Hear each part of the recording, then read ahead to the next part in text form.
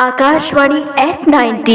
आकाशवाणी के आज 90 साल होए की खुशी में आप सभी संगवारी मन ला, सभी श्रोता बंधु मन ला कौशल कुमार पटेल ग्राम मलदब्बा की तरफ से बहुत बहुत बधाई। साथी मन, आप मन जानत होइया आकाशवाणी हर ही एकमात्र ऐसे संचार के साधन पहली रही से जोन हर प्रकार के खबर ला हमार तक पहुँचाए के काम करत रही से। पहली टीवी मोबाइल के ज़माना नहीं रही से त हमन आकाशवाणी के माध्यम से रेडियो में देश विदेश सब तरफ की जानकारी ला हमन सुनत रहें, सब प्रकार के ज्ञान हमन ला मिलत रहीस।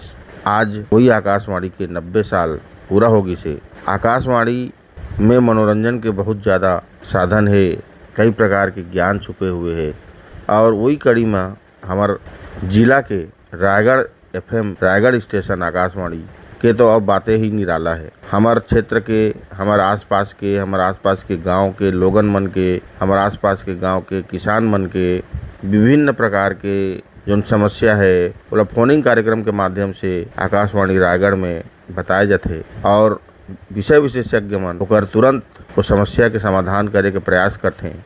आकाशवाणी रायगढ़ हमार क्षेत्र पर, हमार जिला पर एक बहुत ही महत्वपूर्ण संचार क्रांति के काम ला करथे। हमार हर गांव में एकर कनेक्टिविटी है, पकड़ है, पहुँच है।